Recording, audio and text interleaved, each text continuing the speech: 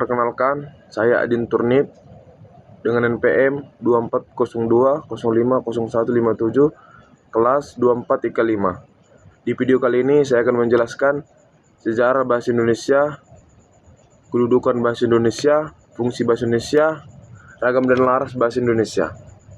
Yang pertama, sejarah pertumbuhan bahasa Indonesia.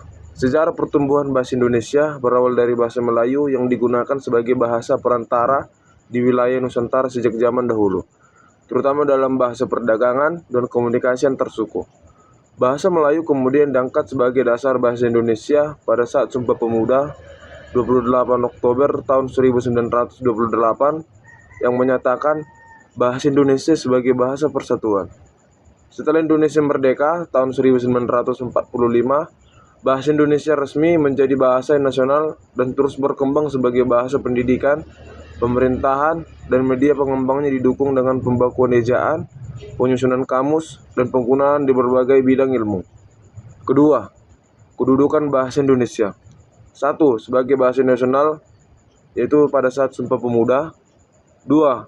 Sebagai bahasa resmi negara, 18 Agustus 1945 setelah Undang-Undang Dasar 1945 disahkan. Fungsi bahasa Indonesia. 1.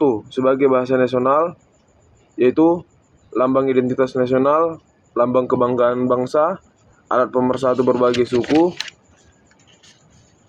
alat komunikasi antar daerah dan antar budaya. 2. Sebagai bahasa resmi negara, yaitu bahasa dalam administrasi pemerintahan, bahasa pengantar dalam dunia pendidikan, bahasa dalam pengembangan ilmu pengetahuan, bahasa resmi dalam perundang-undangan. Bahasa Indonesia berperan penting dalam menjaga persatuan bangsa yang majemuk serta sebagai alat komunikasi di berbagai aspek kehidupan. Yang berikutnya yaitu ragam dan laras bahasa Indonesia.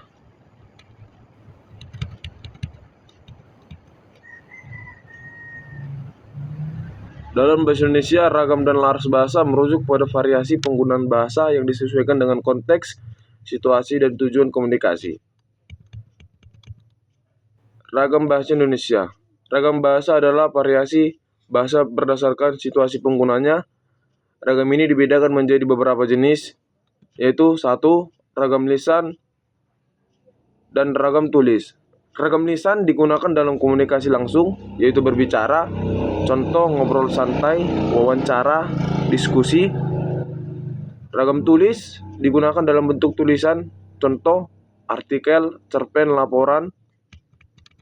Yang kedua yaitu ragam resmi dan ragam tidak resmi. Ragam resmi digunakan dalam situasi formal, contoh pidato kenegaraan, surat dinas, berita. Ragam tidak resmi digunakan dalam situasi santai, contohnya chatting, ngobrol bareng teman-teman.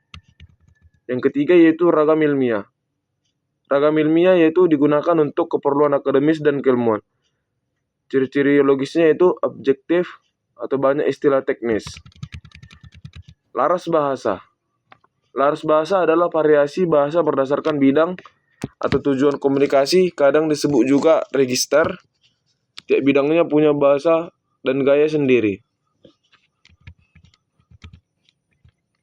Contohnya, laras ilmiah digunakan di karya tulis akademik, ciri-cirinya objektif, formal, logis.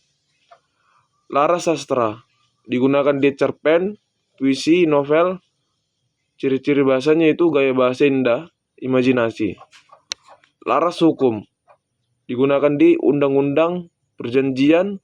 Ciri-cirinya resmi, kaku, presisi tinggi. Laras iklan digunakan di promosi produk atau jasa. Ciri-cirinya persuasif dan menarik perhatian. Sekian tugas video bahasa Indonesia saya. Terima kasih.